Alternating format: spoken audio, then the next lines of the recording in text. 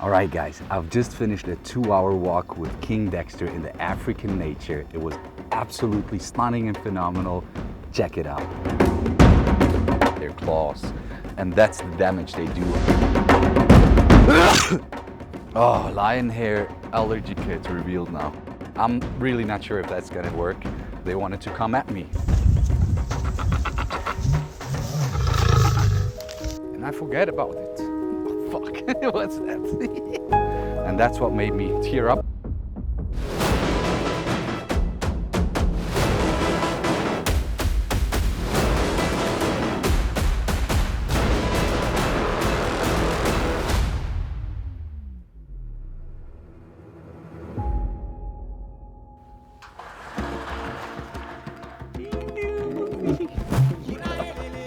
What's up, my boy? You good? How you doing? What's happening, huh? Have you had a fight or two? What's that? Oh no, that's ticks. Have we got tick sprays here? This will create a wound. You can see here, he has really a lot of ticks on one spot.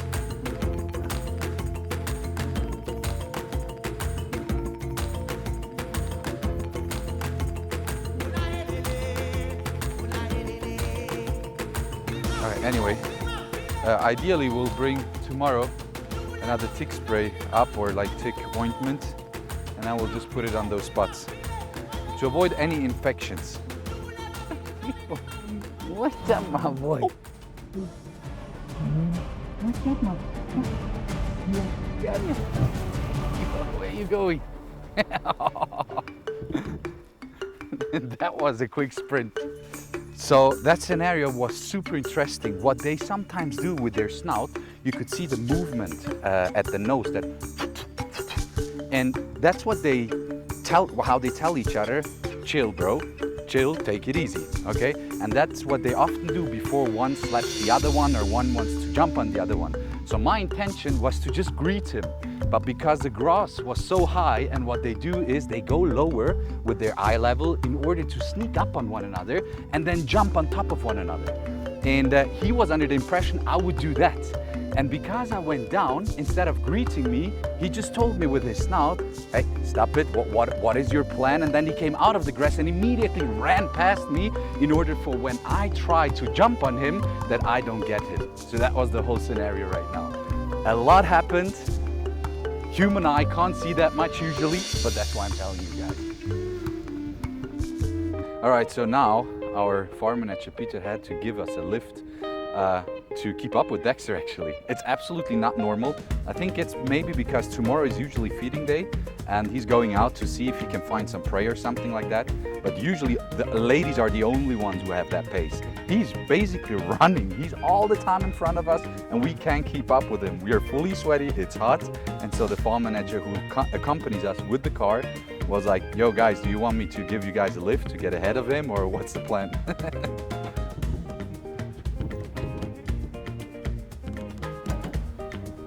Wait quickly. Wait. Oh, lion hair allergy is kicking in. Did you get that on camera? Mm-hmm. Okay, it's revealed now. I have a lion hair allergy, and that's real. It's not fake. If they rub their faces and manes inside of, like in my face, and then all of a sudden I start getting rushes and sneeze and so on. Anyways, what I wanted to tell you guys, check this out. If you are on a safari or you walk around in the African nature and you pass by a tree who has this types of marks, you better, well, I wanted to say climb a tree, but you can't even do that because lions can climb. But you better watch out, because like this, you definitely know there's lions in the area. That's how they sharpen their claws, and that's the damage they do on a tree bark. It's pretty impressive. Literally, they won't have climbed up, but look at how high that is. So either Detxer or Snow, I'm not sure if the ladies would be big enough for that, because it's really high up. They go up and then they use their front claws and they just start to dig into that bark, and that's what kind of damage it does to a tree. We wouldn't even be able to do that with a knife, to be honest. Look at how deep these scratches are. Pretty crazy. And how high up. I'm underestimating the energy exchange and what a positive impact it has on me when I spend time with the specifically lions, also the animals in general, but specifically the lions. And I tend to forget it, having all those responsibilities, having all those meetings and things going on, even privately in my family.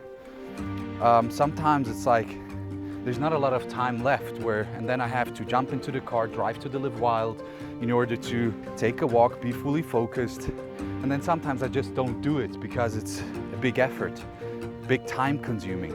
And but when I'm here, the amount of love, dedication, inspiration, it just everything becomes so clear. The mission becomes clear again. Being with them in the same space, exchanging with them, being physical with them, communicating with the lions, and it means so much to me.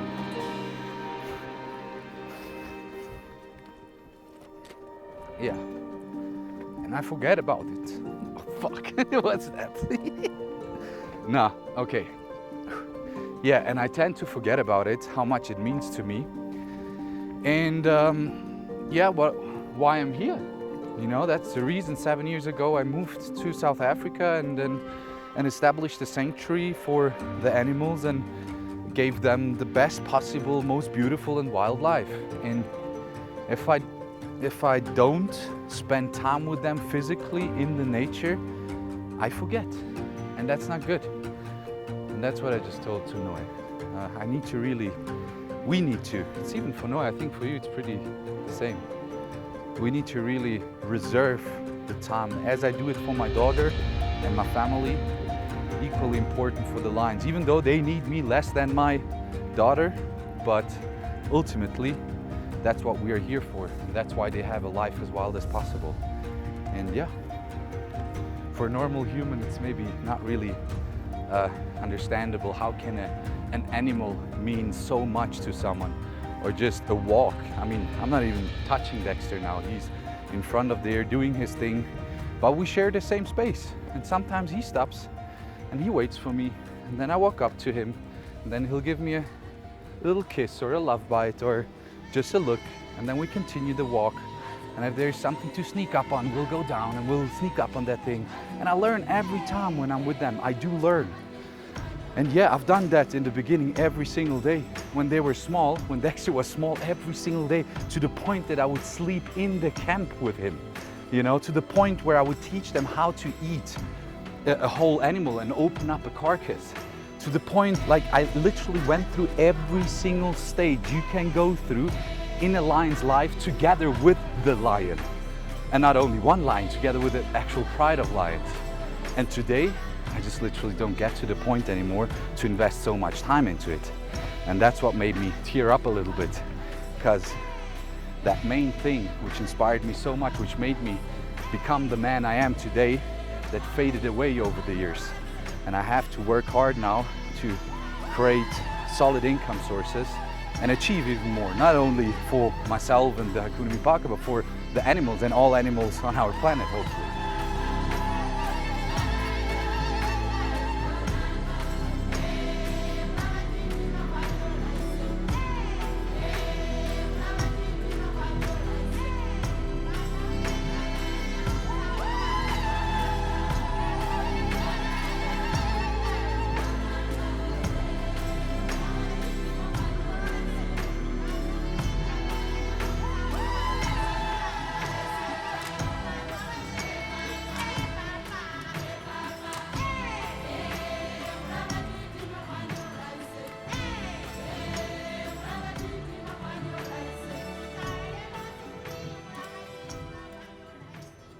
All right, so we got a very quite famous scenario, picture and video scenery of Snow walking up to that stone there in the front, and it looks a little bit like Lion King because they're that elevated, there's the sky in the background.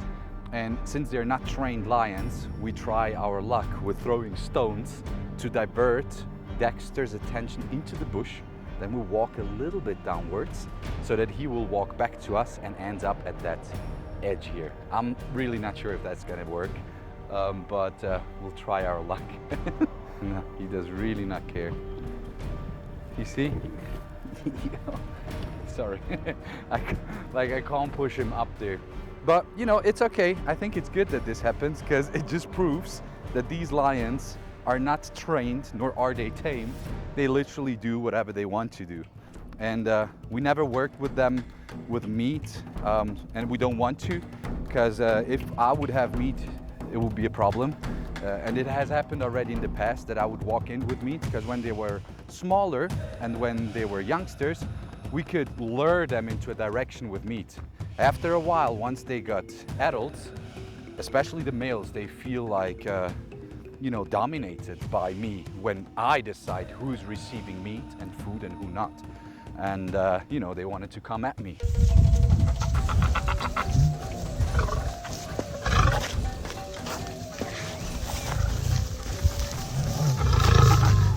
So I said, okay, I'll stick to your rules. I'm not gonna go in with meat. You distribute whatever you've got to distribute, and that's fine for me, and I adapt. And yeah, so since ever then, and that was a couple of years ago, we just spend natural time with them. When I say we, it's myself and Noe. Noe is the only one who can interact with them because he has done the whole journey together with me. He brought them up with me, and he's part of the pride as well. Apart from that, no one is possible to physically interact with them. Not whether my wife, nor my parents, nor my other best friends, or the caretakers, or anyone else. 100% hands off, because, and I'm repeating myself again, they're whether trained nor tamed. You just saw it right now, and you can actually see it all the time, that we have to clearly adapt to their rules and their lifestyle, and we have absolutely nothing to say. We can try with love and dedication and passion to call them, and when they want some emotional exchange and physical exchange, they'll come, but often they also just don't come, you know. Yeah, so that's the pace he's walking at. Pretty impressive. Because usually, you guys know, those ones who follow me for a while, they know how the males behave once they go out into the live wild. First couple of minutes, super excited, depending on the weather as well, obviously. If it's colder, they're more energetic. If it's warmer, they're more lazy. But we're out here since half an hour, almost an hour. And he keeps on walking, scanning the environment, scanning the nature. And as soon as he sees something that moves, he goes like, okay, what's happening here? It's maybe because he's hungry. He hasn't been eating in, what was it, like 5-6 days or something like that. So that's a natural starving phase, which they have in the wild always, and which is actually very important for their health. We don't just feed them on a daily basis. That is very unhealthy. And yeah, maybe that causes his energetic boost. Possible. He's marking with all the trees. My boy. You're marking, you're making sure everyone knows the king is around. And yeah, and that's what we do with those walks. Sometimes a lot is happening, sometimes nothing is happening, sometimes we're just sitting around and sleeping, and sometimes we just walk for hours through the thick bush and hopefully we see something or not. And that's how we also learn from the lions, just to be around them. And so now here, we actually reached one corner of the live wild area. It takes quite a while to get to here, but that's what they love doing. They walk on the perimeter fence or from corner to corner to actually scan the entire area and get a feel for where they are and what's going on. This is also the reason why we don't keep them all the time in the live wild area. We rotate them, and we have management camps in the live wild area, so they get let out for a couple of days and then they go back in. It's a security measure when there's fire or when there's poaching going on and so on.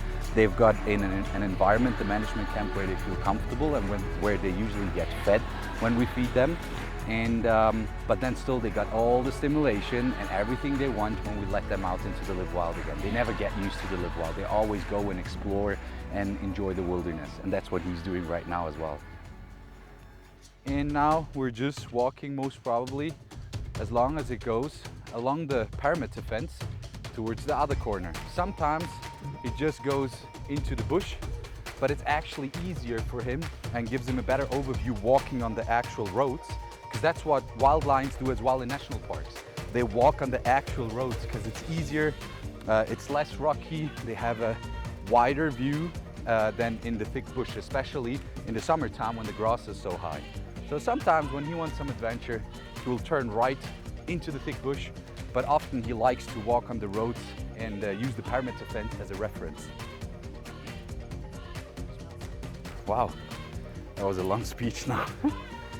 And I'm a little bit out of breath. I hope you guys enjoyed this walk and see you guys next time. I hope you guys enjoyed this video, and if you want to see what's next, then make sure to subscribe my YouTube channel right now. And if you want to see more content, you're so welcome to follow my other socials as well. Thank you so much for watching, and see you guys later.